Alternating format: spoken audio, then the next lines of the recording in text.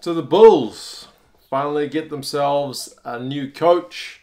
Seems I've been doing South African stuff a lot recently. Yesterday was the news about Rassie Erasmus not staying past the 2019 World Cup as head coach. Today is about the Bulls' new coach, and tomorrow should be a video about life with the Cheetahs and the Kings in the Pro 14 compared to their life in Super Rugby. So it's all South Africa of late. This news broke kind of this morning, New Zealand time. I think it was probably yesterday in South Africa. So it was a little bit surprising. I think the news was leaked before it came out, but the new coach of the Bulls for 2019 is Pote. And for a lot of fans not from South Africa, the first question on their lips when they hear that will be, who? I'll be honest, I don't know a whole heck of a lot about him. I've heard his name because he's been one of the assistants at the Bulls under John Mitchell, so I'm familiar with the name. I've seen him in a few interviews with the Currie Cup this season just gone, but yeah, I'm definitely not an expert on his career. So yeah, as I said, who is the guy? He is a 59-year-old, so he's almost 60. Make him one of the older coaches in Super Rugby for next year. And yeah, he's had a vast coaching career, various different levels, school teams, and assistant coach to Heineke Meyer at the Bulls in 2007 when they won. He's coached a bit in Japan. He's coached Currie Cup with the Bulls, and I think it was Griquas. So he's been around the shop. As I said, most recently as John Mitchell's assistant and the head coach of the Bulls in the Currie Cup this year. So he's definitely familiar to Bulls fans. I'm not sure how his reputation is in Pretoria or around South Africa generally. He's definitely got experience. At 59, you know, you've kind of been around the block and paid a few dues. But the main name connected with this Bulls job has basically been Victor Matfield, almost from the get-go, since even since before John Mitchell was confirmed to be moving over to England. It was largely about Victor Matfield, and in the press conference, which kind of confirmed Pote's appointment, they really made no bones about the fact that he is the second choice. They wanted Matfield to get the job, but he essentially turned it down, and the reason being is he's kind of got more job security in what he's doing. I think he's partly a pundit and doing some other work for Super Sport, so that's a stable job. It's a steady income for his family, and head coach of the Bulls is not quite so stable. So yeah, you can kind of understand why Victor at the end of the day decided not to go for it, but I suppose you like to think if you were having those reservations about it, maybe don't put your hat in the ring in the first place. I don't know what the thinking was. But in terms of an appointment, it's a bit underwhelming in terms that he's not a big name. But I will say, as a Blues fan, which is a franchise which has got a recent history of constantly appointing guys who are big names in the end of the day don't really mean a lot. We've had Tana Umaga, who at best steadied the ship for the Blues and then kind of went off the rails a bit last season.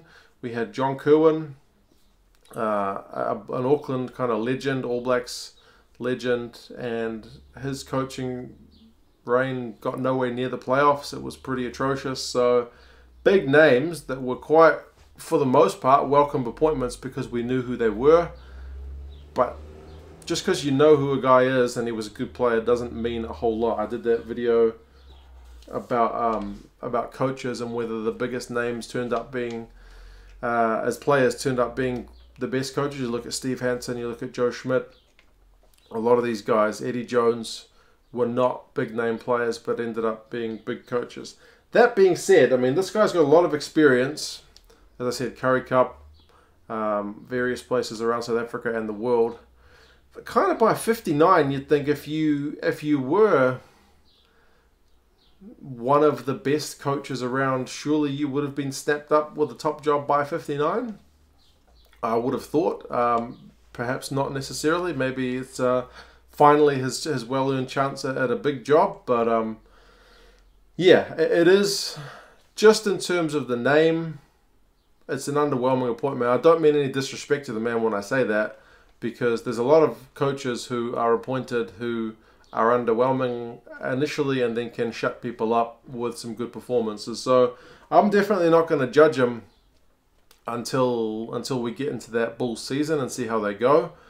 If they had appointed Victor, I honestly would have been skeptical, because the man is a Springbok legend as a player, and I would have been doubtful that he could match that as a coach.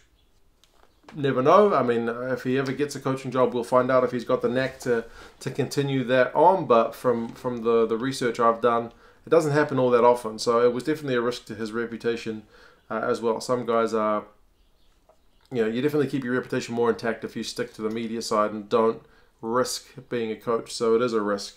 They have said that Rassie Erasmus will kind of help mentor him as the Springbok coach. He's got a kind of overall view of what's going on in South African rugby. So he should be able to get some guidance there.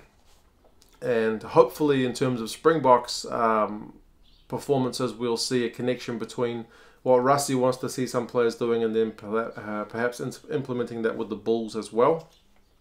Because we've seen the All Blacks do it a fair bit. If they want a guy playing in a certain position, they can often kind of have a word with the Super Rugby team to get a guy in that position, so that when he does make the step up to the international level, he's already had that experience. So hopefully they get a good relationship going, and yeah, that they can get on the same page. I will say that the expectations, because he's not a massive name, are probably a lot lower.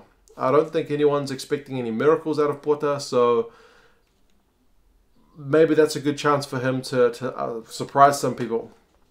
Nobody's going to be expecting miracles. I have seen some fans saying, that's it, I'm not buying a ticket this year, or some fans are not happy, and others are kind of like, yep, cool, let's see how he goes. So I guess each to their own in that regard, but yeah, expectations are not high. So even if he does a decent job, I think the pressure's not going to be too high on him.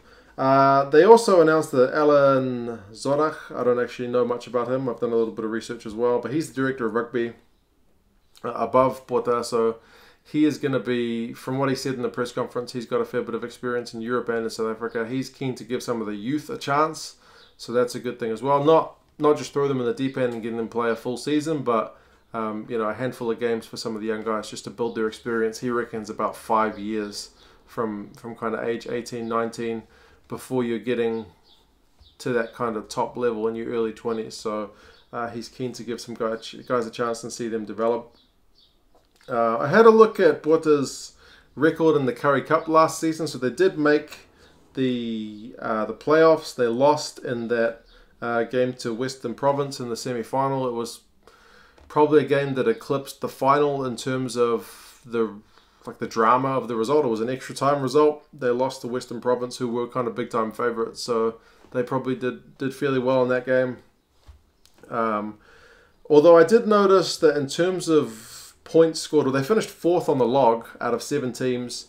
They finished second lowest on total points scored. So they're not so much tries, but points. They were second lowest to only the 7th place Cheetahs. So his team didn't exactly put on a whole lot of points. But defensively, they were a lot more solid. They were 3rd best for points conceded. So not conceding so many points. So some of you guys in South Africa will have to tell me what kind of style we can expect from his team. But I mean, just judging on that one, which is not scientific by any means, it looks like his team is more likely to be set up with a defensive kind of structure more so than a free-flowing attacking game. But I guess time will tell on that one. But yeah, Dion Davids was the other guy that was on the short list. It was Matfield, Pote, and Dion Davids that were the guys shortlisted. And apparently Dion Davids must have been 3rd on the list, because when Matfield didn't want it, it fell here. So yeah, what do you guys think about the appointment? How are your expectations? Are you equally thinking that this will kind of ease the pressure off the Bulls this season, or do you think with the Bulls' history that the pressure is always going to be on no matter what. How do you think they'll go? How do you think he'll be as a coach? Let me know on what he's kind of like in terms of the style his team is likely to play. And yeah, just let me know your thoughts. I'll talk to you again soon. See you later.